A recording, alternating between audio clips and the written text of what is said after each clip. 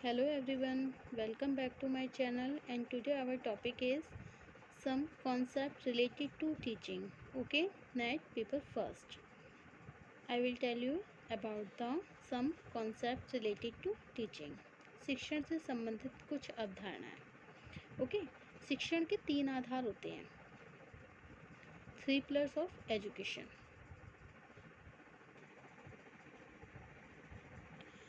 शैक्षणिक प्रक्रिया को 3 प्रश्नों के आधार पर तय किया जा सकता है. क्यों, कैसे और क्या. क्यों का उत्तर सबसे महत्वपूर्ण होता है और यह दर्शन शास्त्र के द्वारा किया जाता है. कैसे का उत्तर मनोविज्ञान और क्या का उत्तर समाजशास्त्र द्वारा. इसलिए संक्षेप में कहेंगे शिक्षा का मूल आधार दर्शन शास्त्र, मनोविज्ञान और समाजशास्त्र. तो शिक्षण के कौन कौन से 3 आधार हैं? क्यों, कैसे और क्या. क्यों का उत्तर किसके लिए होता है? दर्शन शास्त्र के लिए. कैसे का उत्तर मनोविज्ञान और क्या का उत्तर समाजशास्त्र. ओके, इस प्रकार समाज में अगर हम देखें शिक्षण के 3 आधारों में क्या है. शिक्षा का जो मूल आधार है वो क्या है? दर्शन शास्त्र, मनोविज्ञान और समाजशास्त्र. अब सेकंड पॉइंट है आपका इसमें आदर्शवाद, आइडियलिज्म. आदर्शवाद एक प्राचीन वादी सिद्धांत है जिसका प्रभाव किसी न किसी रूप में जीवन के प्रत्येक पक्ष पर पड़ता है.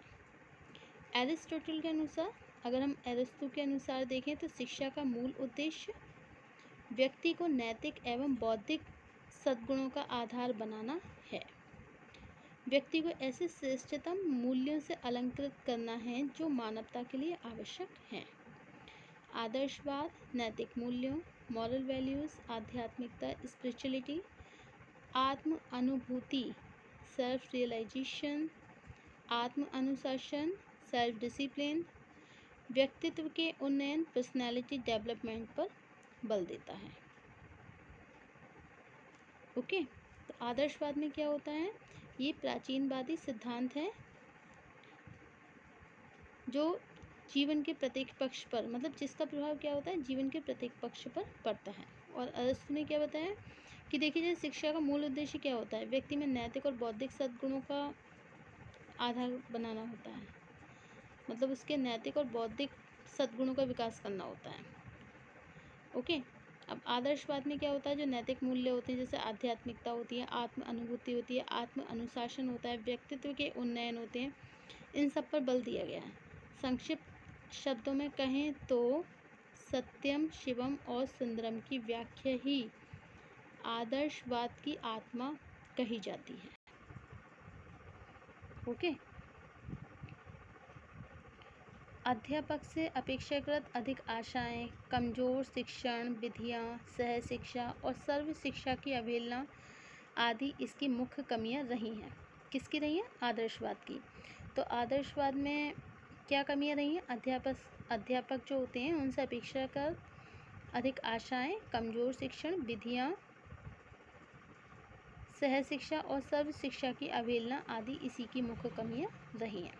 ओके, अब नेक्स्ट आता है हमारा थर्ड पॉइंट प्रकृतिवाद, नेचुरलिज्म.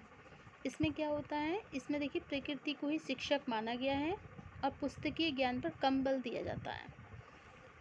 जो प्रकृति होती है उसको हम क्या मानते हैं? शिक्षक मान लेते हैं.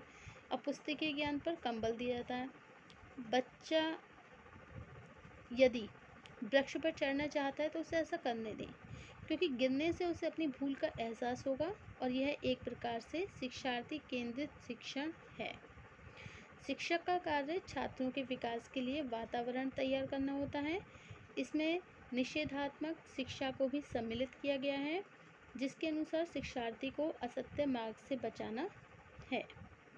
क्रिया द्वारा सीखना, लर्निंग बाय डूइंग, अनुभव, इंद्रियों द्वारा शिक्षण, निरीक्षण, ऑब्जर्वेशन, क्रीड़ा, प्लेवे, ह्यूरिस्टिक. डाल्टन द्वारा प्रस्तावित शिक्षण विधियां मुख्य रूप से प्रकृति के अंतर्गत ही आती हैं. किसके अंतर्गत आती हैं? प्रकृतिवाद के अंतर्गत ही आती हैं. अब नेक्स्ट पॉइंट आता है आपका प्रयोजनवाद. ओके, प्रयोजनवाद में क्या आता है? देखिए जॉन डेवी जो हैं उन्होंने प्रयोजनवाद को प्रयोजनवाद के प्रतिपादक माने गए हैं। इसके अंतर्गत क्रियाशीलता तथा व्यावहारिकता को महत्वपूर्ण स्थान दिया गया है। इसको प्रयोगवाद भी कहा गया है। प्रयोजनवाद को अमेरिका की ही देन माना गया है। इसमें पूर्व निश्चित आदर्शों या सत्य का कोई भी स्थान नहीं है। अनुभव ही सब मूल्यों की कसौटी है। लर्निंग बाय एक्सपीरियंसेस, इसे ही ज्ञान का आधार माना जाता है। ओके, तो प्रयोजनवाद में क्या है, जॉन डेवी कौन है, इनके प्रतिपादक हैं प्रयोजनवाद के, और इन्होंने क्रियाशीलता व्यावहारिकता को महत्वपूर्ण स्थान दिया है। ओके, और प्रयोजनवाद अमेरिका की देन है और इसमें आदर्श और सत्य का कोई भी स्थान नहीं है। ओके स्टूडेंट, इस प्रयोजनवाद के आधार पर ही क्रियात्मक विद्यालय प्रणाली एक्टिविटी स्कूल सिस्टम का भी आरंभ हुआ। ओके, अब नेक्स्ट पॉइंट आता है हमारा अस्तित्ववाद। अस्तित्ववाद, इसके प्रतिपादक कौन है, कीर्कगार्ड। कीर्कगार्ड जो है इनके प्रतिपादक हैं, जिनका ये कहना है कि मेरा अस्तित्व है क्योंकि मैं ऐसा सोचता हूँ, इसलिए मैं सोचता हूँ कि मेरा अस्तित्व है। इसमें व्यक्तिवाद इंडिविजुअलिज्म पर अधिक बल दिया गया है। अस्तित्व को बनाए रखने या पूर्णतया लक्ष्यों को प्राप्त करने के लिए व्यक्ति को स्वयं संघर्ष करना पड़ता है। अस्तित्ववाद का मूल मंत्र है अपने आप को जानो। अस्तित्ववाद का मूल मंत्र क्या होता है, अपने आप को जानो। शिक्षकों का कर्तव्य बनता है कि वे छात्रों में मौलिकता, सृजन शक्ति, सक्रियता, मानवतावादी दृष्टिकोण आदि उत्पन्न करने में सहायक बने। नेक्स्ट पॉइंट आता है आपका इसमें योग। परंपरागत रूप से भारतीय दर्शन के 6 रूप माने जाते हैं, जिनमें से योग एक है। ऋषि पतंजलि को योग शास्त्र का रचयिता माना जाता है।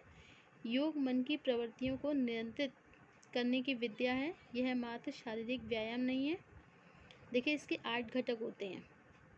Self control, observance, posture, breath control, restraint, mind study, concentration and meditation. Okay, तो 8 घटक कौन कौन से हैं, आत्मनियंत्रण, नियम, आसन, प्राणायाम, प्रत्याहार, धारणा, ध्यान, समाधि। ओके, योग के इन घटकों का अनुसरण करते हुए अज्ञान को दूर किया जा सकता है एवं ज्ञान की प्राप्ति भी की जा सकती है। ओके, तो आपके शिक्षण से संबंधित कुछ अवधारणाएं कौन कौन सी हो गई, जैसे शिक्षण के कितने 3 आधार बताए गए थे, कौन कौन से, आदर्शवाद, प्रकृतिवाद, प्रयोजनवाद। ओके, अस्तित्ववाद और योग। और 3 आधार कौन से बताए गए थे शिक्षण में, जो पहले भी हमने आपको बताए थे कि क्यों, कैसे और क्या। कई बार क्वेश्चन आ जाता है कि शिक्षण के 3 आधार बताइए, तो शिक्षण के 3 आधार कौन कौन से होते हैं। शिक्षण के 3 आधार होते हैं क्यों, कैसे और क्या। ओके, अब हम नेक्स्ट पॉइंट की तरफ चलते हैं, शिक्षण की प्रकृति और विशेषताएं, nature and characteristics of teaching. Okay, हम शिक्षण की कुछ परिभाषाओं और महत्वपूर्ण पहलुओं की चर्चा कर चुके हैं पहले भी, मतलब शिक्षण की जो कुछ डेफिनेशंस हैं और कुछ उनके इम्पोर्टेंट एस्पेक्ट हैं, तो उनकी भी हम पहले चर्चा कर चुके हैं इस बारे में। नेट परीक्षा में शिक्षण की विशेषताओं पर आधारित 1-2 प्रश्न पूछे जाने की संभावना अधिकतर बनी ही रहती है। जैसे नंबर 1 इसमें क्या बताते हैं कि शिक्षण क्या है, मूलतः एक बौद्धिक गतिविधि है। नंबर 2 क्या है, शिक्षण के 2 मूलभूत प्रतिरूप प्रशिक्षक केंद्रित और शिक्षार्थी केंद्रित होते हैं। नंबर 3 शिक्षण के इसमें विभिन्न स्तर होते हैं। नंबर 4 शिक्षण पाठ्यचर्या और पाठ्यक्रम के अनुसार होता है। नंबर 5 शिक्षण का वातावरण गतिशील होता है। एंड नेक्स्ट है शिक्षण अधिगम, अनुदेश, प्रशिक्षण इत्यादि का परस्पर घनिष्ठ संबंध है। एंड नेक्स्ट है आपका नेक्स्ट पॉइंट है शिक्षण एक सम व्यवसाय या वृत्ति, प्रोफेशन है। शिक्षण कौशल प्राप्त करने के लिए एक लंबी अवधि का अध्ययन और प्रशिक्षण आवश्यक है। 8 है आपका पॉइंट, शिक्षण विज्ञान के साथ साथ कला भी है। Okay student, okay, thank you for watching my YouTube channel. Thank you.